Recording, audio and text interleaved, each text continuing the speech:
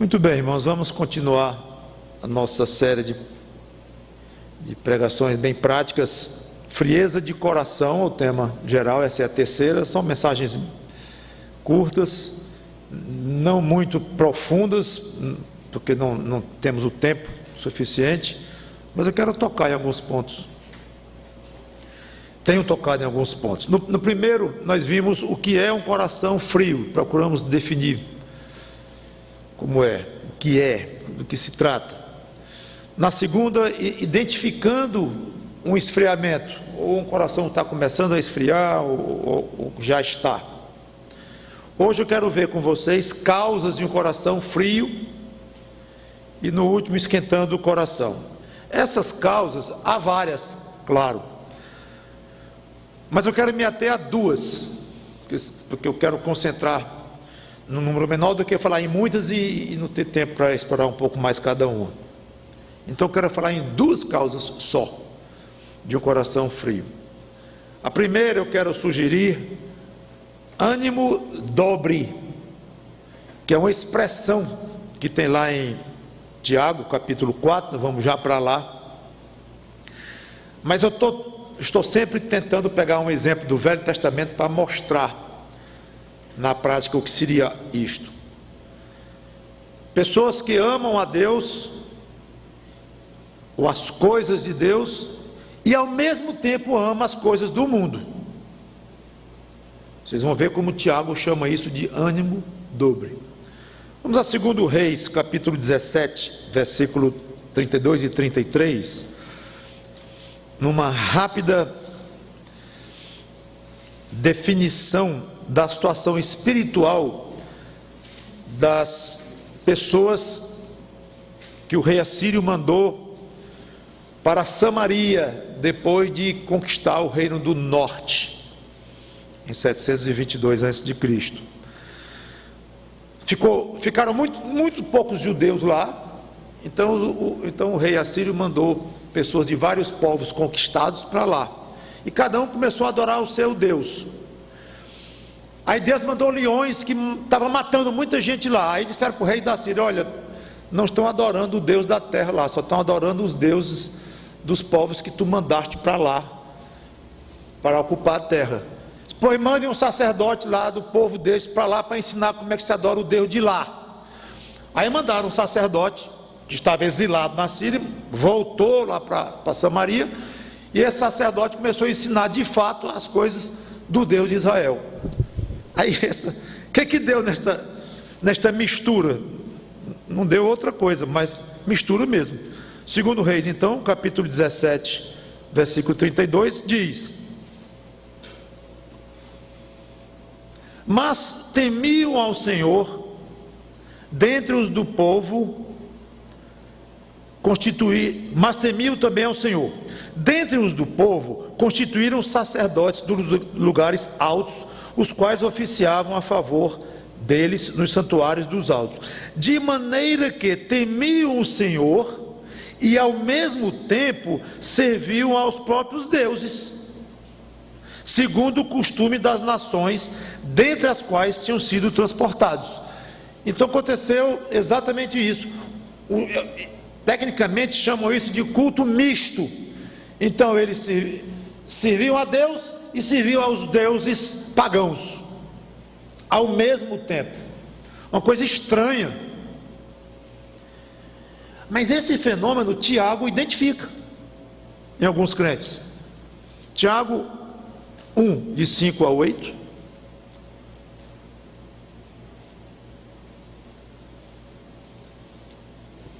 Diz assim, Tiago 1, de 5 a 8: se porém algum de vós necessita de sabedoria, peça a Deus, que a todos dá liberalmente e nada lhes impropera, ou seja, não lança no rosto, e ser-lhe-á concedida. Peça-a, porém, com fé, em nada duvidando, pois o que duvida é semelhante à onda do mar, impelida e agitada pelo vento. Não suponha esse homem que alcançará do Senhor alguma coisa. homem de ânimo dobre, inconstante em todos os seus caminhos. Literalmente, ânimo dobre significa alma dupla, duas personalidades. No grego a palavra alma é psikos, de onde vem a palavra psico no nosso português. Pois lá no grego tem dipsikos, um termo que Tiago parece que inventou, criou esse termo, porque não se conhecia essa palavra antes. Conforme o erudito Edmund Hibbert, eu vou citar aqui, entre aspas, o termo ânimo dobre, dipsikos, ocorre apenas aqui e no capítulo 4, versículo 8, do mesmo livro de Tiago, no Novo Testamento inteiro, só essas duas vezes. E não tem sido encontrado em autores pagãos antes do livro de Tiago. Moulton e Milligan, dois eruditos no grego, sugerem que Tiago pode ter criado o termo. A vívida expressão homem de ânimo dobre, ou alma dupla, mostra a atitude interna do homem que duvida. Ele age como se duas almas ou personalidades distintas estivessem em seu corpo, em perpétuo conflito uma com a outra. Uma é voltada para Deus, enquanto a outra é voltada para o mundo. Uma crê em Deus, mas a outra duvida. Sua duplicidade de atitude se revela na sua conduta como um todo. Ele é inconstante em todos os seus caminhos. Fecha aspas. Vamos ver qual é a outra passagem que fala esta expressão. Mesmo livro de Tiago, capítulo 4, versículo 4, só para dar o contexto melhor, porque a palavra mesmo está no versículo 8. Então em Tiago 4 e 4 nós lemos: infiéis, no original é adúlteros, palavra bem mais forte do que infiéis. Não compreendeis que a amizade do mundo é inimiga de Deus? Aquele, pois, que quiser ser amigo do mundo, constitui-se inimigo de Deus. Então vemos aqui o contraste de Deus e mundo. Lá no versículo 8, então, na segunda parte, ele diz: purificai as mãos, pecadores, e vós que sois de ânimo dobre. Aí está a expressão de novo, a segunda vez e última na Bíblia que ela é usada. Vós que sois de alma dupla, limpai o coração. Então, com palavras duríssimas sobre a amizade com o mundo, Tiago repete a expressão. E o mais importante, irmãos, é que ele dá a entender que esse ânimo dobre, ou essa alma dupla, está relacionada com impureza de coração. Vós que sois de ânimo dobre, limpai o coração. Ou seja, ter ânimo dobre significa um coração não limpo. Um homem que é amigo do mundo e amigo de Deus, que confia no mundo e confia em Deus, que confia em Deus e confia no mundo, que gosta de Deus e gosta do mundo, esse homem dividido, ele é considerado diante de Deus alguém com um coração que não está afinado com ele, não está limpo diante dele. Tanto que Tiago diz: você tem ânimo dobre? Limpe o coração.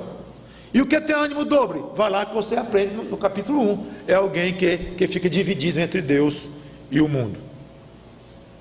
Jesus disse que não é possível servir a dois senhores, porque agrada um, mas desagrada o outro, e agrada o outro, mas desagrada um. Não é possível, é como ele diz lá claramente. O resultado de uma condição assim é não alcançar a sabedoria do Senhor, ou mesmo coisa alguma. Vamos ver no versículo 7, que eu já li, mas agora quero dar um peso maior. No versículo 8 do capítulo 1 de Tiago, ele então diz: homem de ânimo dobre, inconstante em todos os seus caminhos. Mas no versículo 7, ele diz uma coisa que é para dar um desânimo grande para o homem de dupla alma. O que é? Não suponha esse homem que alcançará do Senhor alguma coisa. Duro.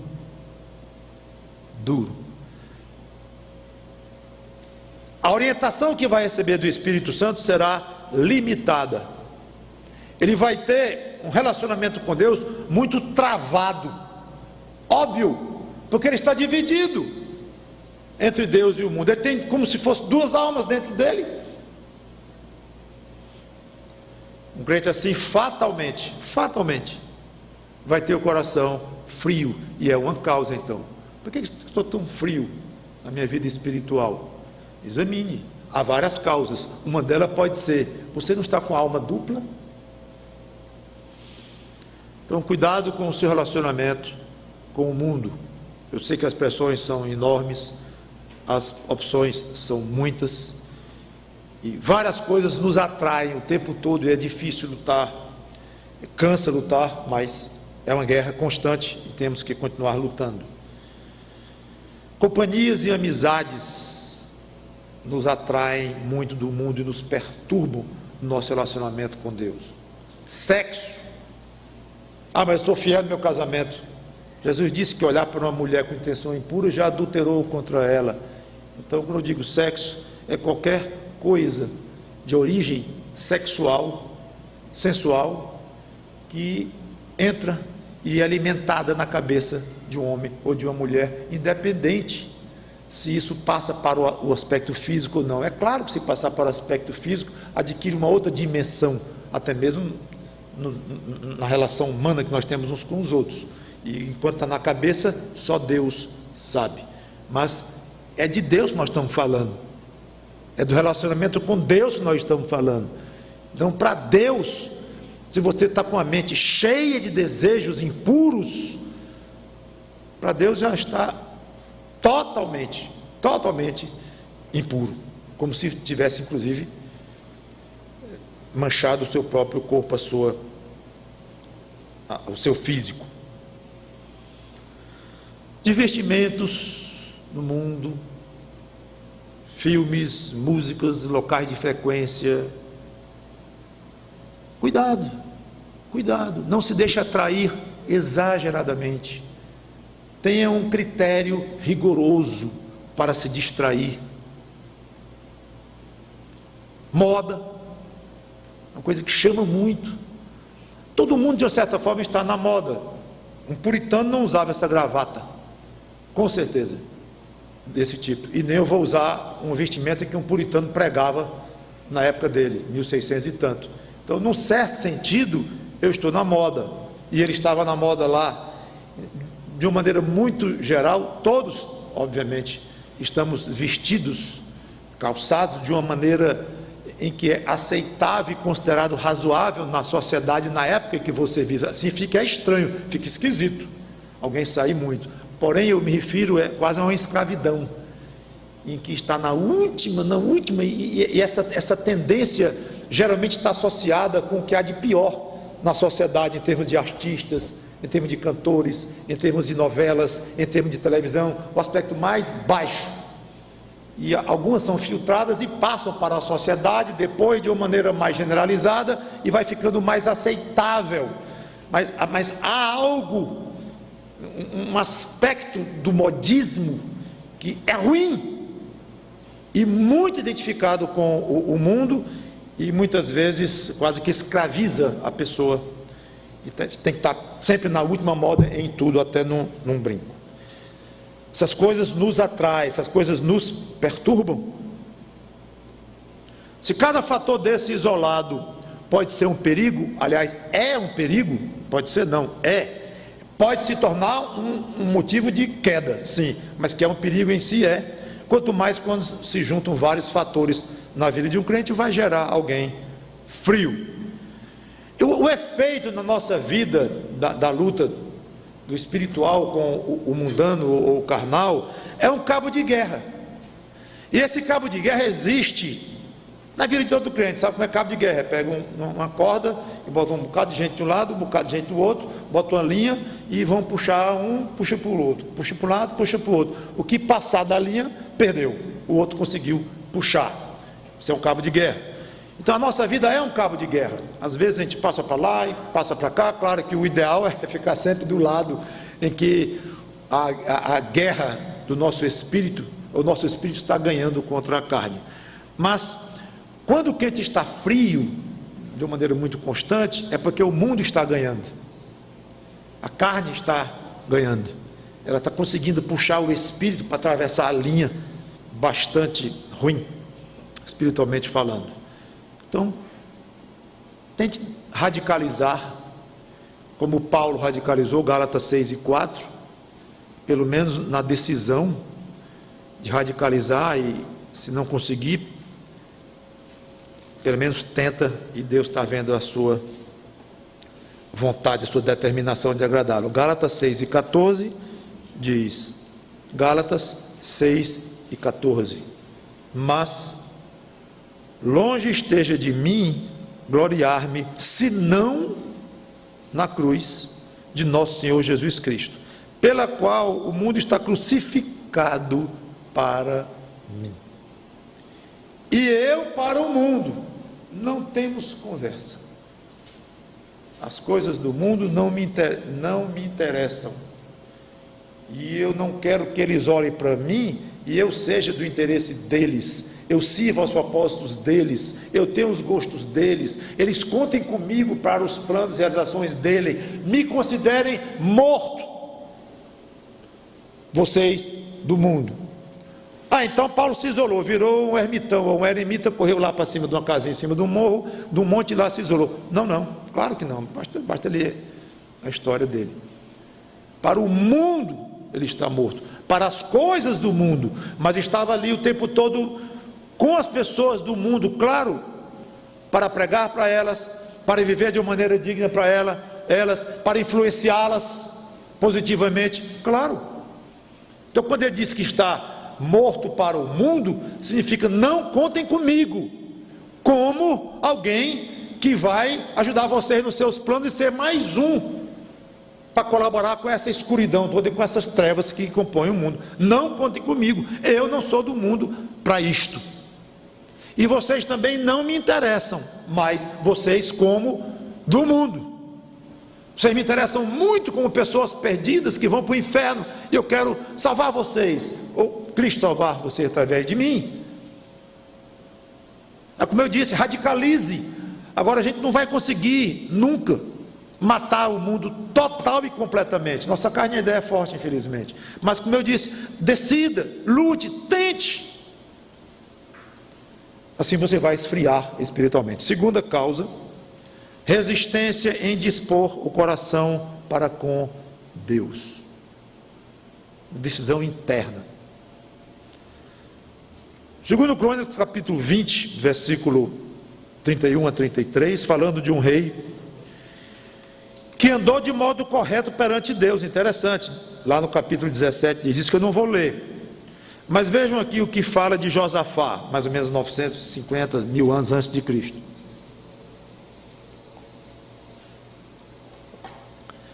2 Crônicas 20, 31 e 33, Josafá reinou sobre Judá, tinha 35 anos quando começou a reinar, e reinou 25 anos em Jerusalém. Sua mãe se chamava Azuba, filha de Sili. Ele andou no caminho de Asa, seu pai, e não se desviou dele, fazendo o que era reto perante o Senhor. Contudo, os altos não se tiraram. Altos eram lugares de adoração pagã, idólatra. Os altos não se tiraram. Por que, Josafá, você não tirou os altos? Porque o povo não tinha ainda disposto o coração para com o Deus de seus pais. Não ia ter receptividade da parte do povo. Não estou dizendo que ele errou, que ele acertou, não estou entrando no mérito. Eu estou mostrando que o povo de Israel, na época de Josafá, não tinha disposto ainda o coração para com Deus.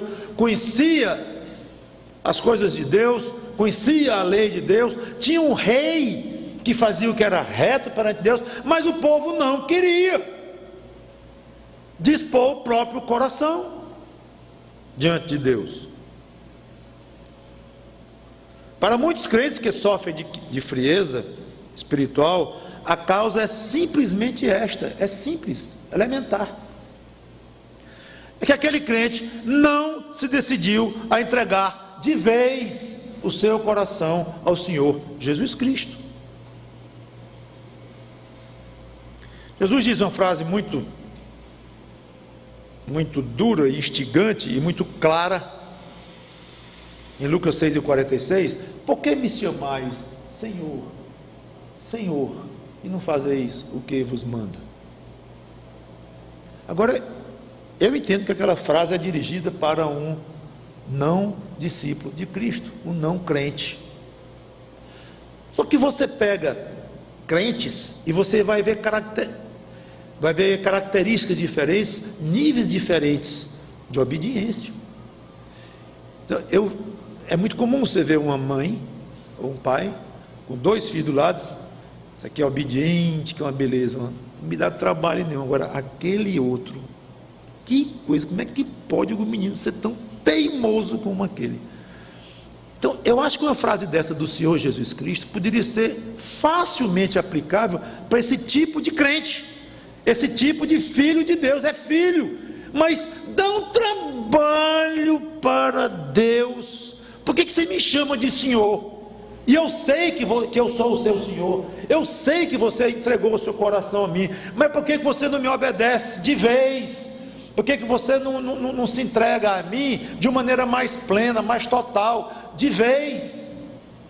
Tudo bem, você foi gerado pelo Espírito Santo, eu sei que você é uma nova criatura, você é um discípulo meu, você é um filho do Pai, mas dá tanto trabalho, daí não se dispõe a ter o coração totalmente voltado para mim, aí frio.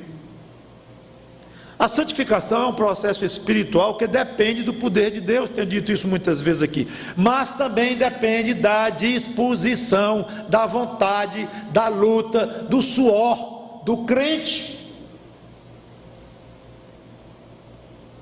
Eu não estou jogando peso exagerado na responsabilidade do homem e tirando o poder de Deus nisso. Não, eu estou dizendo exatamente o que a Bíblia diz. É Deus quem santifica, quem dá o poder da santificação, quem transforma o interior. Mas essa obra dele acontece simultaneamente com a decisão do homem. Olha aqui, 1 Pedro 1, 13 e 15, eu preguei inclusive longamente sobre isso recentemente, porque eu estou pregando 1 Pedro aqui à noite, muitas vezes. 1 Pedro 1, de 13 a 15. Por isso, cingindo o vosso entendimento, é lamentável que essa expressão, eu tenho a impressão, se eu pedir para você explicar aqui, acho que 90% vai errar. Não é nem errar, dizer não sei não tenho a menor ideia do que seja isso. Irmão, se levanta aí e explica o que é cingir o entendimento. Pastor, não sei nem o que é cingir, quanto mais o entendimento.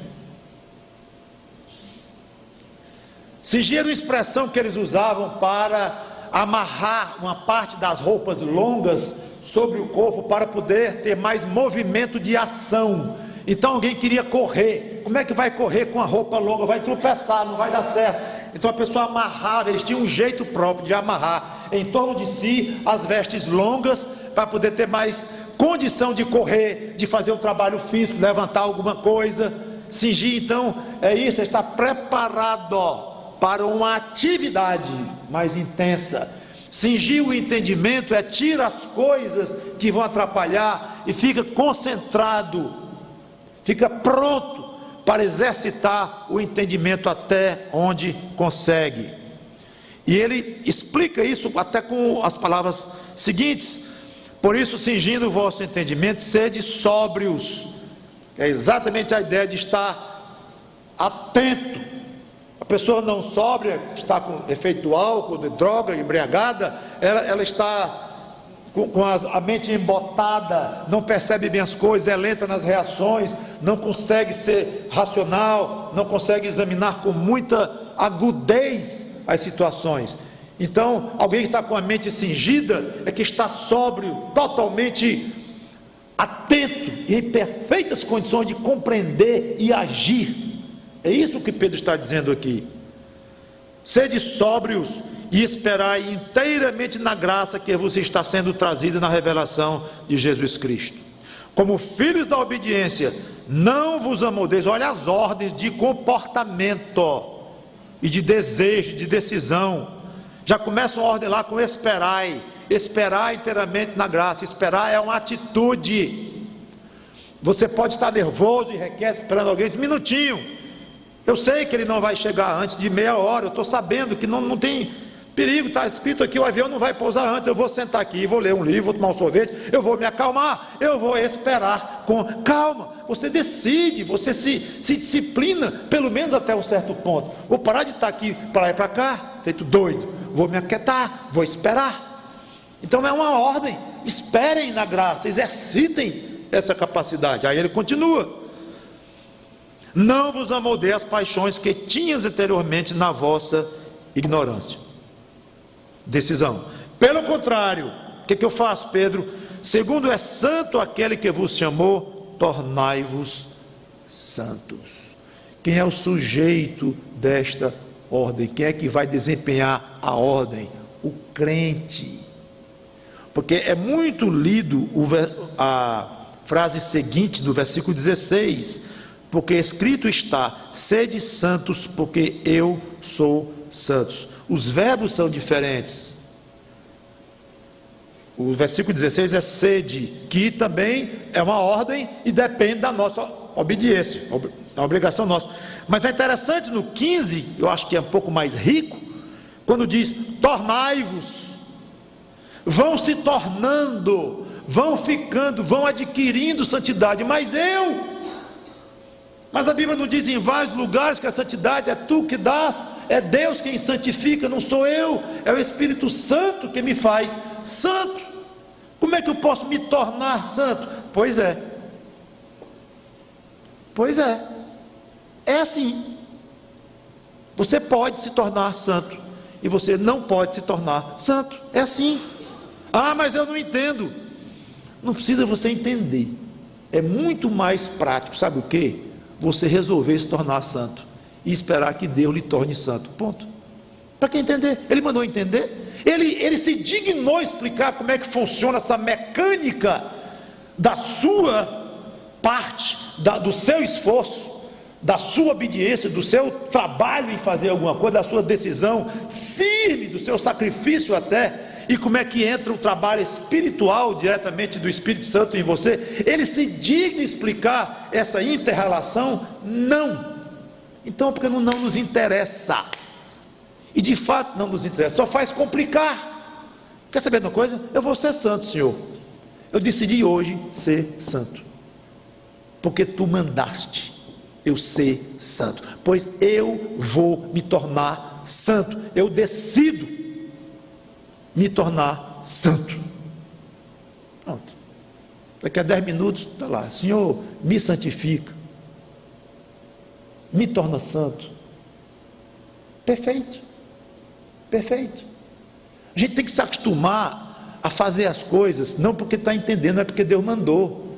E à medida que a gente obedece, Deus vai enchendo tanto o nosso coração de alegria e de gozo, que a gente vai se preocupando muito menos com o como é que Ele faz, e vendo o que Ele está fazendo. Como eu não sei. Na hora que você for aproveitar a energia elétrica, só na hora que você entender tudo o que acontece com os átomos aí dentro, você não vai ligar uma luz nunca. Mas funciona. Funciona você decidir ser santo. Funciona. Deus faz funcionar em você. Então, encerrando, vou ler mais 2 ou 3 passagens. 1 Tessalonicenses 5,19, não precisa nem ir até lá, que diz só assim, entre outras coisas: não apagueis o Espírito. Só isso. É óbvio, uma criança sabe que só se pode apagar o que está aceso. Claro, não tem sentido. Apagar essa luz, já está apagada, mãe. Ah, eu não tinha notado, que é uma ordem estúpida. Não apagueis o Espírito. É porque o Espírito está aceso, ele está funcionando, ele está aquecendo o coração do crente. Então há coisas, atitudes que o crente pode fazer ou tomar, que vai gerar um esfriamento do Espírito Santo. Ele vai apagar o Espírito Santo que está dentro dele. Obviamente, quando apaga, haja frieza espiritual. Então ele ele fez alguma coisa, ele tomou atitude, ele seguiu rumos que conseguiu a proeza, triste e infeliz proeza, de apagar o próprio Espírito Santo que estava aquecendo o coração dele. E de uma maneira muito resumida, o que ele fez foi exatamente isso: não decidir andar por caminhos santos, porque Deus mandou, vai se tornar frio. Ele insiste em não ser santo.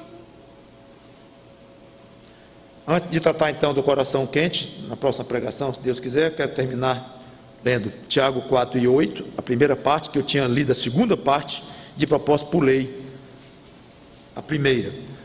A segunda é que diz para purificar as mãos e os que sois de ânimo dobre, limpar o coração. A primeira diz assim,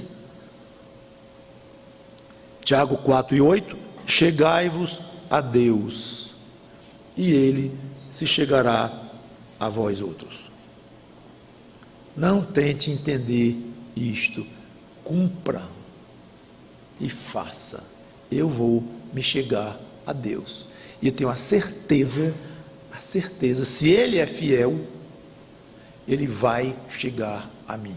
Como eu sei que Ele é fiel, então é uma questão de você decidir se chegar a Deus, e Ele vai se chegar a vocês. Por fim, Salmo 86, versículo 11, a segunda parte, que diz, linda esta oração de Davi, Salmo 86, 11, vou ler todo. Ensina-me, Senhor, o teu caminho, e andarei na tua verdade. Olha aí, dispõe-me o coração para só temer o teu nome. Que oração! Dispõe-me o coração é meu, mas tu é que vai dispô-lo. E eu estou decidido a só temer o teu nome, mas eu não consigo sozinho. Mas eu quero, mas eu não consigo. Quem consegue? Tu consegues, Senhor, dispor o meu coração a fazer o que eu quero. Eu quero, mas não quero. Eu quero, mas não consigo. É a luta que Paulo falou. Mas leve esta luta para Deus e deixe que Ele, com as armas dele, lhe dê vitórias, não você próprio. Então, resumindo, cuidado com a dupla alma, dividida entre o mundo e Deus.